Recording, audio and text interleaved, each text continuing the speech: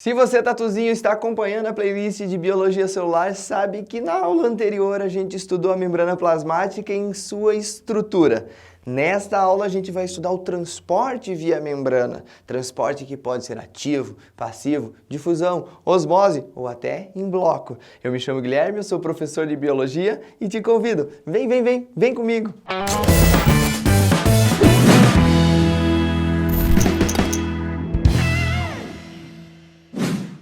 Pessoal, então lá na aula anterior a gente viu que uma das funções importantes da membrana plasmática, talvez a mais importante delas, seja a de permeabilidade seletiva. E o que é, prof, a permeabilidade seletiva? É a capacidade, anota aí, que a membrana tem de controlar a entrada e a saída de substâncias. Só que esse controle é regido, obviamente, por química. A gente estuda na química que numa solução a gente tem uma tendência de igualar as concentrações dos solutos. Por exemplo, imagine que aqui eu tenho uma piscina. Aí nessa piscina, no cantinho dela, eu larguei um saco inteiro de sal. Despejei ali dentro, tá? No cantinho. Existe uma tendência que esse sal não fique só no canto da piscina. Ele se esparrame por toda a piscina. Isso vem da química. E a partir dessa ideia, a gente tem que lembrar do conceito de gradiente de concentração.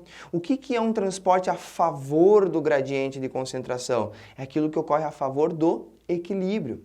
Nas membranas biológicas isso acontece a todo momento. Imagine, por exemplo, que eu tenho uma concentração de uma substância, por exemplo, o gás O2, tá? O gás oxigênio, em grande quantidade fora da célula e em pequena quantidade dentro da célula. E existe uma tendência desses dois lados se igualarem. Quando a gente tem esse transporte tentando igualar os dois lados, a gente tem um transporte que ocorre a favor do gradiente de concentração. É uma tendência que de onde tem mais oxigênio, a gente tenha transporte para onde tem menos.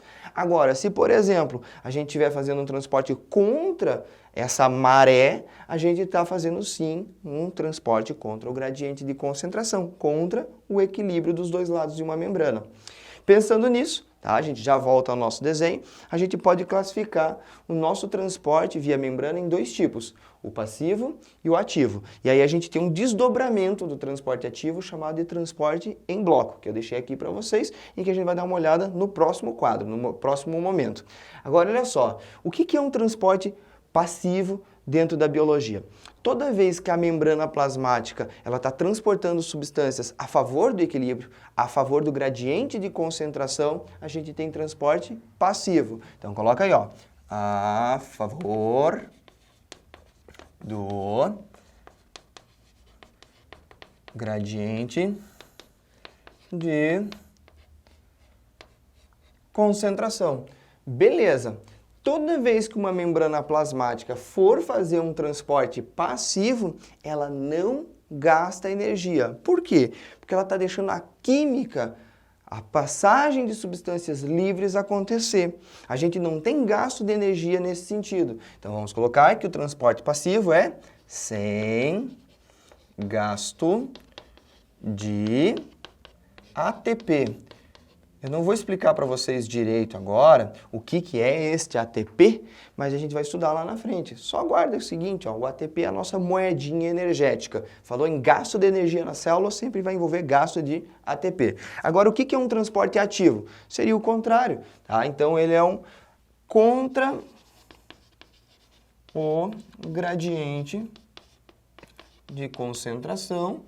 Ou seja, para a gente poder realizar esse transporte, sim, nós teremos que gastar energia dentro da célula, porque ele está indo contra a maré, contra aquilo que seria o equilíbrio. Então vamos colocar aqui, com gasto de adenosina trifosfato, o nosso ATP, a nossa molécula energética. Agora vamos voltar ali ao transporte passivo. Você pode ver que eu desmembrei ele em dois tipos, uma difusão e uma osmose. E eu quero que você anote isso. A difusão nada mais é do que um transporte de soluto. Lembra de conceitos lá da química. Soluto é aquilo que é dissolvido em um solvente. Então toda vez que você transportou soluto, normalmente, pessoal, esses solutos então, estão em meio aquoso, a gente tem difusão. Então, coloca aí, ó, transporte de soluto. Enquanto que a osmose é um transporte passivo também, sem gasto de energia, só que de solvente, normalmente água, tá? Então, transporte de solvente, vamos colocar aqui, água, né? Perfeito. Agora vem aquilo que normalmente o pessoal acaba se confundindo. A difusão ainda é dividida em dois tipos. A difusão simples e a difusão facilitada. E para poder compreender esses processos, eu vou me utilizar desse desenho aqui. Então olha o que eu representei para vocês. 3 substâncias que estão em meio aquoso. O2, tá? Gás oxigênio, glicose e o sódio, íon sódio. Perfeito. Nas 3 situações, a gente vai ter maior concentração dessas substâncias no meio extracelular. Então, você tem mais O2 fora do que dentro, mais glicose fora do que dentro e mais sódio fora do que dentro. Agora, presta atenção. O O2 é uma molécula pequenininha, composta só de 2 átomos. 2 átomos de oxigênio formam uma molécula de O2. Essa molécula, além de ser pequenininha, ela tem característica apolar. Apolar, professor, lá na química você vê isso. Então, essa molécula pequenininha e apolar consegue passar com liberdade, com facilidade, por meio da nossa bicamada fosfolipídica, coisa que a gente estudou lá na aula anterior. Mas por que passa com facilidade? Lembra que aqui dentro nós temos ácidos graxos, lipídios, gordura. Beleza, essas substâncias químicas aqui também são apolares. Então, de certa forma, a gente consegue passar esse O2 na moleza, sem dificuldade. Então, um gás como o gás O2 passa de maneira livre pela bicamada. Se ele passa de maneira livre, se a gente não tem nenhuma proteína facilitando esse processo, a gente vai ter uma difusão simples. Então, vamos colocar aqui, ó, sem proteína auxiliar. Então, a gente não tem uma proteína ajudando o O2 passar. Anota aí, por favor, não é só o O2 que passa, o CO2 também consegue passar, tá? Por quê? Porque ele é uma molécula pequena e apolar. Então, coloca aí. Moléculas pequenas e apolares. E aí você varre a química procurando essas moléculas que podem passar por difusão simples em uma célula. Muito bem. Na sequência, a gente tem glicose. A glicose também está em maior quantidade do lado de fora do que do lado de dentro.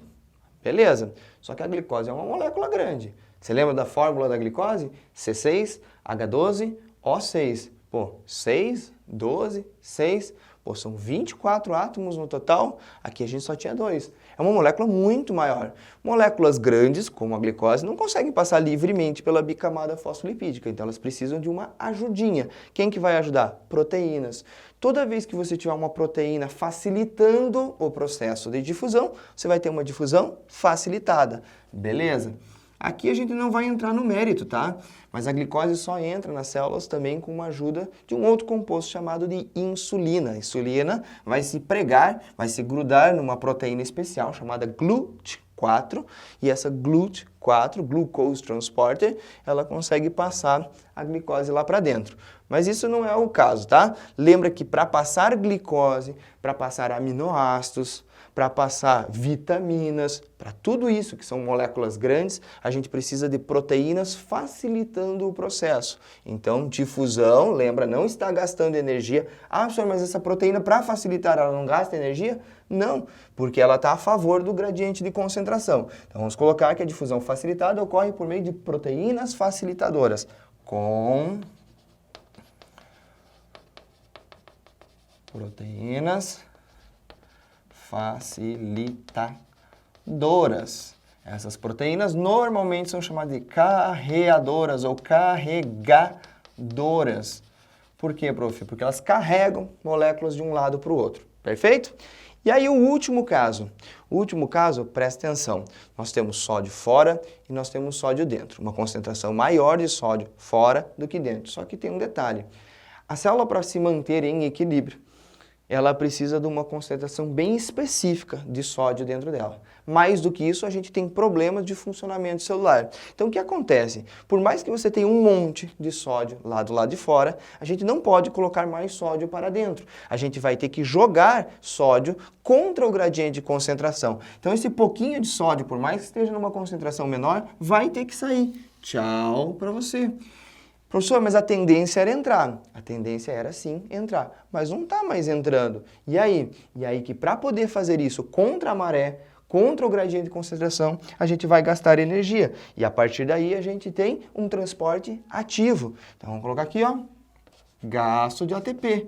A gente teve ATP sendo gasto para rolar esse processo de transporte ativo. Só não esquece aí, ó, tá?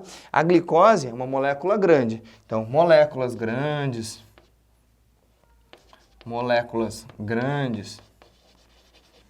e de caráter polar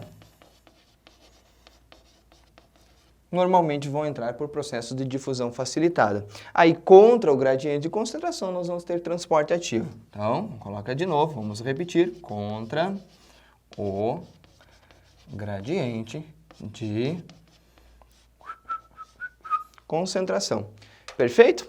Pessoal, eu vou fazer um intervalinho, a gente já volta. Eu vou trazer um outro quadro para vocês para tratar de transporte em bloco. E depois desse transporte em bloco, a gente vai colocar algumas situações importantes que caracterizam a osmose, a difusão, e vamos trabalhar isso já no próximo momento. Beleza? Me aguardem.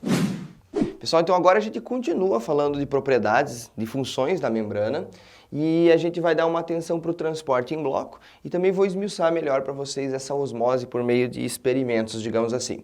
Então vamos para esse transporte em bloco em primeiro lugar. Olha só, esse tipo de padrão de transporte ocorre quando a gente tem a mobilização de grandes quantidades de moléculas para dentro ou para fora da célula. Até então a gente estava olhando transportes que ocorriam a nível molecular. Você tinha, por exemplo, uma molécula de glicose, uma molécula de gás oxigênio, uma molécula de CO2, ou senão íons, né? Íon sódio, íon cloreto. Gente, isso é muito pequenininho comparado, por exemplo, com uma bactéria. Se uma célula englobar uma bactéria, pô, a bactéria é formada por um monte, incontáveis proteínas, lipídios, carboidratos, tem material genético lá dentro. Uma bactéria é uma célula completa. Então, o englobar de uma bactéria é um processo de mobilização em bloco. É um transporte sim ativo, porque gasta energia, mas ele ocorre de uma maneira um pouco diferenciada. Não vai ocorrer por meio de transportadores proteicos, até porque essas estruturas são muito maiores do que qualquer proteína que a gente vai encontrar em uma membrana plasmática. Beleza, lembre-se o seguinte, tá? Esses processos, eles dependem de movimentos citoplasmáticos, de englobar, e esses movimentos gastam ATP, até porque a gente vai ter processos que vão alterar a condição de solubilidade do citoplasma e alterar também as movimentações de citoesqueleto. Agora vamos lá, olha o que eu anotei aqui para vocês. O transporte em bloco é com gasto também de ATP, a nossa moedinha energética. E a gente vê essa manifestação de três tipos diferentes: pinocitose, fagocitose e plasmocitose. Os dois primeiros tipos, a pinocitose e a fagocitose, é o que a gente chama de endocitoses. São movimentos que ocorrem para dentro de uma célula. A pinocitose ocorre quando você tem o englobamento de vesículas líquidas. Por exemplo, você tem aqui um monte de gotículas de óleo. Se uma célula englobar essas gotículas de óleo, por exemplo, uma ameba pode fazer isso, a gente tem uma pinocitose. Então eu vou anotar aqui para vocês, ó, pinocitose, ela tem caráter, né, de englobar coisas líquidas. Então, líquidos, ok? Então, englobou coisas líquidas, é uma pinocitose. Não esquece que está entrando na célula, portanto, é uma endo, para dentro da célula. Então, coloca aí, ó, endocitose. Beleza? A fagocitose ocorre quando a gente tem englobamento de partículas sólidas. A gente já considera, por exemplo, uma fagocitose quando tem englobamento de proteínas. Não precisa ser uma bactéria, não precisa ser uma célula inteira. Uma proteína, por mais que seja uma única molécula, ela é formada por várias e várias pecinhas menores chamadas de aminoácidos. Então é uma coisa muito grande para ser permeável livremente por uma membrana plasmática. Então a gente tem aqui na fagocitose a passagem de moléculas, estruturas sólidas. Beleza? Também é uma endocitose. Perfeito. E a clasmocitose? Imagine, por exemplo, que a gente teve englobamento dessas vesículas líquidas, aí a gente teve também englobamento de uma bactéria, tudo isso foi digerido por essa célula que é uma ameba. Ela digeriu lá por meio do seu lisossomo, aproveitou os nutrientes presentes nesses compostos e existem resíduos. Esses resíduos têm que ser mandados para fora da célula. Toda vez que a célula elimina resíduos, aquilo que a gente chamaria antigamente de defecação celular, ela está realizando uma clasmocitose. Então vamos colocar aqui, ó, resíduos. Beleza? E esses resíduos, pessoal, não esqueçam, eles estão saindo da célula, portanto, são exocitose, né? Então, você tem endocitoses para a pinocitose e fagocitose e uma exocitose para a clasmocitose. Simples, né? Acho que não tem muito o que complicar. Lembra aí, a pinocitose seria quando a célula bebe, a fagocitose quando ela come e a clasmocitose quando ela defeca. Perfeito. Para a gente concluir essa segunda parte, essa segunda aula de membrana plasmática, eu quero mostrar um pouquinho para vocês algo a respeito de osmose. Esses experimentinhos que eu vou demonstrar aqui para vocês, eles são muito importantes e muito cobrados. E aí vamos lembrar coisas importantes. O que é a osmose, prof? Osmose é o deslocamento de solvente de um lado para o outro da membrana. Pessoal, a água é o principal solvente, beleza? E aí você tem que anotar uma coisa importante. A água sempre vai se deslocar para o lado da membrana que a gente tiver uma maior concentração de soluto. Vou dar um exemplo para vocês. Tem pessoas malvadas que às vezes jogam sal em cima de lesmas. Ai, professor, eu já fiz isso, eu jogo sal em cima dela, ela derrete.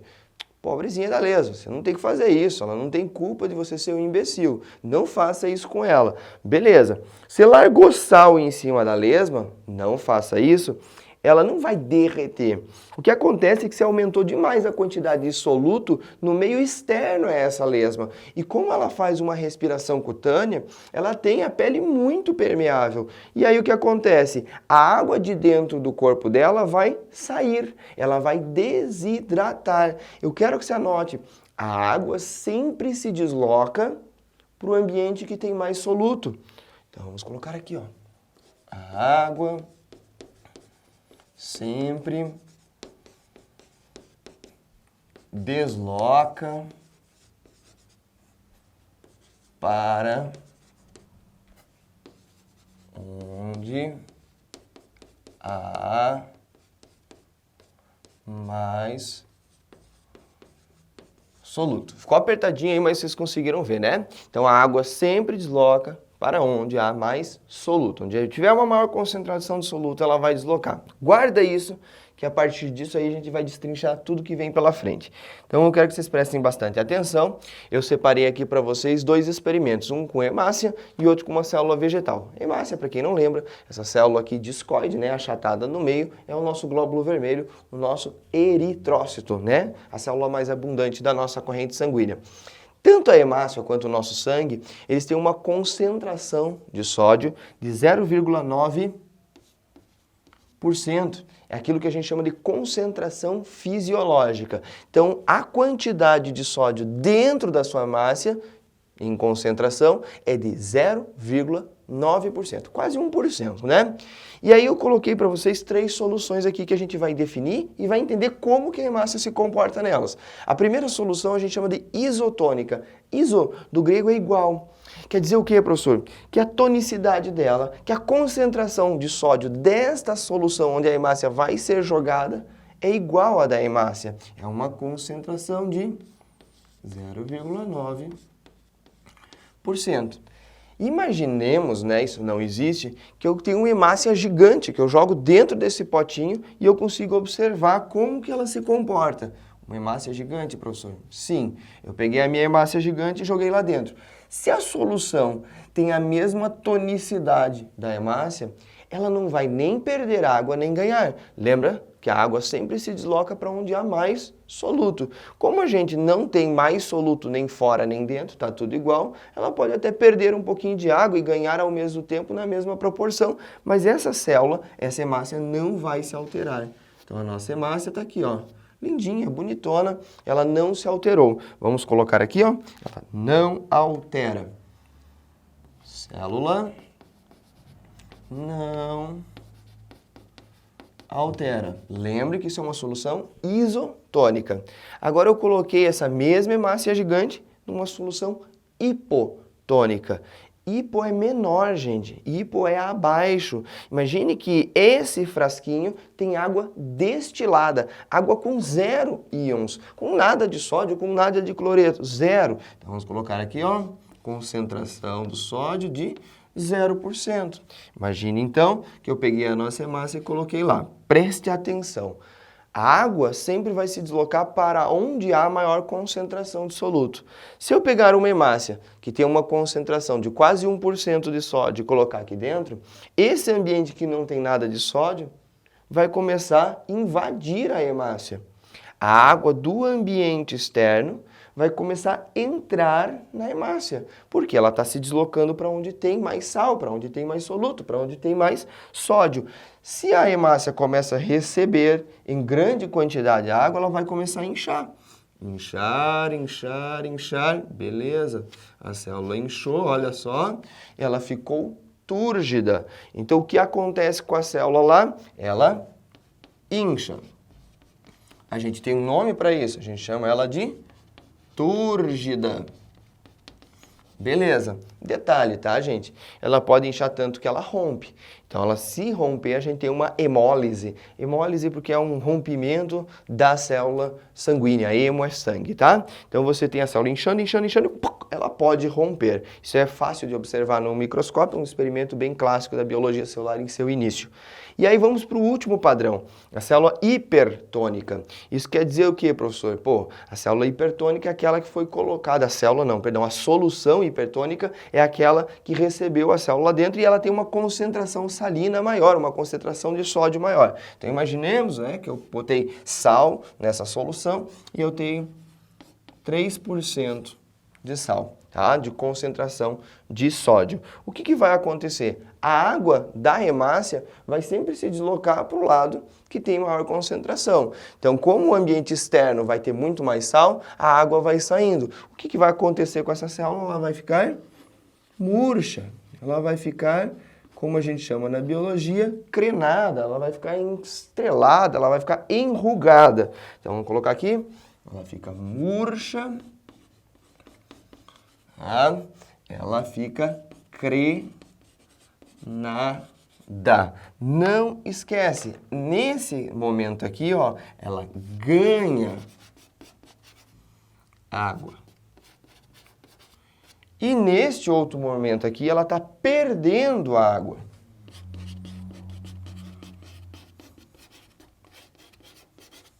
Perfeito. Então a gente viu o ambiente isotônico, o ambiente hipotônico e o ambiente hipertônico. Beleza? Agora, professor, na célula vegetal vai mudar muita coisa? Claro que não, mas a célula vegetal tem um detalhezinho que a célula animal não tem. Uma parede celular. E essa parede celular vai interferir, sim, em como a gente enxerga essa célula nesses 3 mesmos ambientes. Então, vamos lá, vamos destrinchar essa parada aí. No ambiente isotônico, tudo igual, não altera a célula. Beleza? No ambiente hipotônico, a célula vai inchar, mas ela não corre o risco de romper. Por quê? Porque nós temos uma parede celular. Essa parede celular vai inchando, mas ela vai exercendo uma pressão para voltar ao seu estado normal. Quando a pressão que a parede celular exerce se iguala à pressão de tentativa de entrada de água, a pressão osmótica, a gente vai parar esse inchaço. Ela vai estabilizar. Então a célula fica túrgida, mas não rompe. Beleza. E no ambiente hipertônico, a célula vai começar a perder água, perder água, perder água, mas tem um detalhe.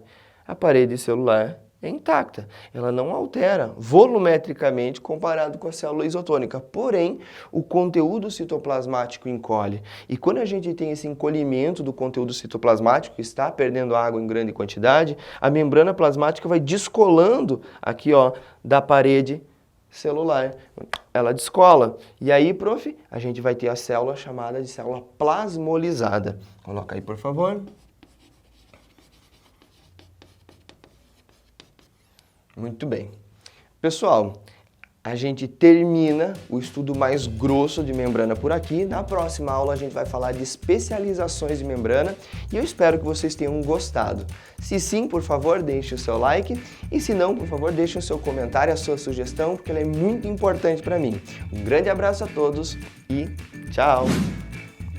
Tatuzinhos queridos, não esqueçam de preservar muito bem os seus tempos disponíveis para descanso. Desconecte-se, desplugue-se, faça desse momento algo bom, relaxante, porque isso com certeza vai te trazer ânimo para fazer uma excelente semana de estudos. Um grande abraço, tchau!